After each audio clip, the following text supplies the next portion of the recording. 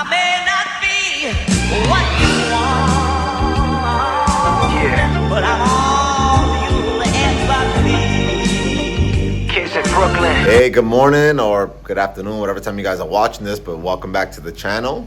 It is a cold day in Florida this morning as I get started to work on the Civic. It's about 50 degrees, so I threw my little hat on, long sleeves, some long pants, but I'm able to install front camber arms that I picked up, and let me show you a clip right here. As you can see, I refreshed up the camber arms. Now I'm gonna go ahead and just install them in the car, and let's get into it. It should be a quick install, God willingly. So I linked up with VTech Kyle. He was doing a massive cleaning out type of deal, and I managed to pick up a pair of adjustable Skunk 2 camber arms from the front. Only downside is this one looks okay, not really. It's got a rip in it. This one's destroyed. So picked them up for a really good deal. I mean, I think I paid $25 for this. Adjustable. And so I just went online, ordered some replacement ones. So I'm gonna clean these up and pop in the new ones, and I'll have some adjustable Skunk 2 camber arms for the EK. All right, so here's a little comparison. This is an aftermarket one. It's not the original Skunk 2 one. I just needed a new ball joint, but this is threaded. The Skunk 2 one is not originally. So I don't want to just use this by itself with screws. I want to use the plate that the Skunk 2 has on the other side that's already threaded. So I'm planning on just drilling out these holes big enough so that the new hardware can just pass right through, and it's going to sandwich in between like the original Skunk 2 one did, because that was the original design. So I'd rather go that route. So let me just drill these out. All right, so this is one done. I put the original Skunk 2 bracket. I used the original Skunk 2 bolts as well, just because it felt like it's a stronger material, to be honest with you. It felt stronger. And the aftermarket bushing, it is what it is. Cleaned it up a little bit. No one's gonna see this, but it was kind of a pain to drill these things out, man. My Ryobi drill and the bits I'm using ain't all that. So I'm gonna work on the other one now. All right, this is a little better. All right, so I'll still clean that up a little bit, but nobody's seeing this anyway. This sandwiches in right there,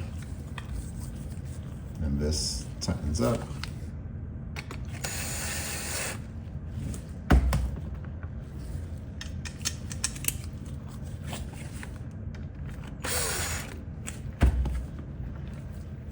It's pretty straightforward.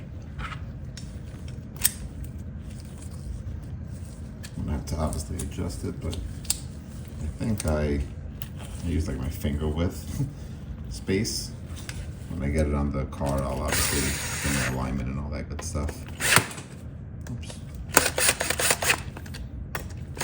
That's it. This silly little ratchet. I don't even know where the heck I got this from. It was probably from like one of these kits, but it's like the perfect size. So I always try to hold on to these Allen key stuff that comes into something, like those, you know, build a shed or whatever the heck you're doing, or a stand. I keep these tools. That's it. Now let's throw them on the car. So as I thought, this was going to be kind of a pain to get it out. The reason for that is that this is probably like seized in there. I tried using ball joint separator. Problem with this, guys, if you're going to do this job, you don't have room up here to really use that. So if you smash it with a hammer on the side, like you should be, maybe. But thankfully, I have picked up one of these a while back. It's like a ball joint separator. Very cheap, inexpensive, from Harbor Freight.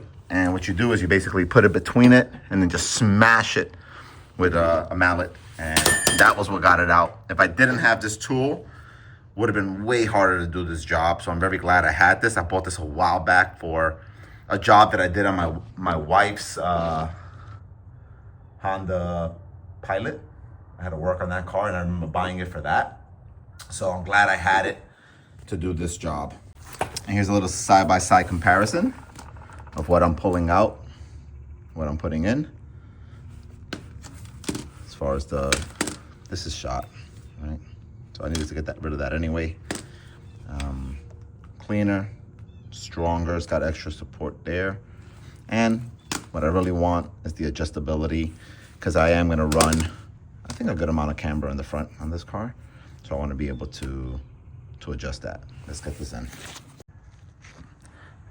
Something else worth mentioning, just don't hit that with like an impact gun, or I don't even think you can get one in there, but don't just over tighten it, just torque them down. I wanna say this is 35 foot-pounds.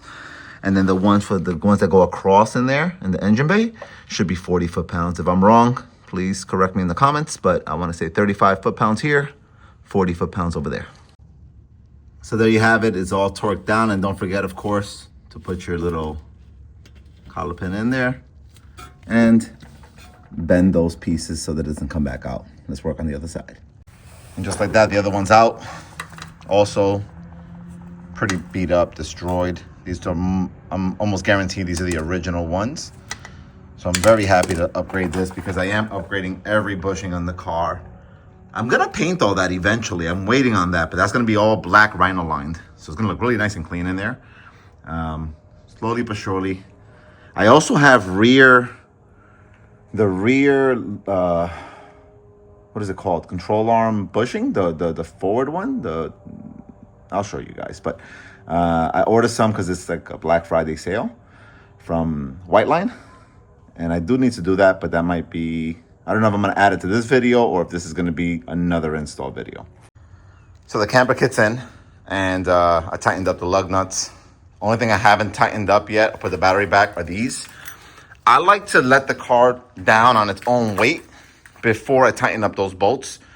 Mainly because I don't wanna tighten them like this, and then the weight of the car is gonna rotate it and ruin that little bushing. And by the bushing I'm talking about is this one here, right? I don't wanna lock this in place to have a lot of tension, and then it rotates and then wears out that bushing. Whether that's right or wrong, I don't know. I've always done it this way. I think I'm right, but if I'm wrong, let you guys know. Like, let me know in the comments. That's the way I do it. So I put the car down on its own weight. Now I'm gonna tighten up that 14, the back one, this one, and that one, and then it's done. Put the battery in, obviously, and then we're done with it, at least with the fronts. Also, I went ahead and did that at 40 foot-pounds. Can you even see that? Probably not. There you go, 40 foot-pounds. Again, I Googled that jumped onto a bunch of forums. They say these are 40. The top ball joint one should be 35 based off the manual. So that's what I did. That's what I went with. So while I'm in here, I figured let me just check over here, because I did notice water back on my passenger floor, which I don't know where it would have came from, other than originally water was leaking in through this hole here, right? Because that's the AC stuff. I think it was like bouncing around. So I had put a plastic bag over it and it stopped. But then I noticed the plastic bag was moved over there somehow, which then I found a little frog, a big frog actually in here. It's in my fender now somewhere, but I saw a big frog. So I wonder if the frog moved the bag around. So what I did was I bent this metal down, and I'm making a little template, right? A template of what shape it is. I'm gonna go to Home Depot and buy, I don't know, maybe I'll buy either ABS plastic or a piece of metal, like a thin piece of metal, just so I can shape that and then bend the sides over so I can make like a cover for that. Because I think that's where my water's coming in from. So I'm gonna do that. So I gotta go to Home Depot. All right, so while I'm in here looking for leaks, I noticed some leaks on the kick panel, and I went all the way up, and sure enough, that is a leak. So I'm gonna have to hit that with maybe a wire brush and the drill, and then reseal that, because this is just a couple of drops. I can imagine it's coming from the passenger side the same way, so I'm gonna look at that next. So here we have the rear trailing arm that I got for the Civic, because the ones that are in there are destroyed. I know for sure I hear it clinking when I go on uneven surfaces. So I know it's all dancing around. So I'm gonna replace these. That's not gonna be part of this video. That's gonna be part of the next video, I've decided. So there you have it, everyone. The front control arms are put in. spotted some leaking areas that I'm gonna fix. Also spotted that area I'm gonna cover. I'm gonna pick up some metal for that, or ABS, I don't know. And I still need to do the rear bushings. So that'll be for the next video. I'll do the rear bushings on the next install with the white line bushings that I picked up. And I'll probably make that cover by now till then. So thank you guys for watching. And if you haven't done so already, please like, share, subscribe, comment below. Let me know what you guys would like to see, whether you want to see what I'm doing, longer videos, shorter videos. Put them in the comments, let me know. Peace.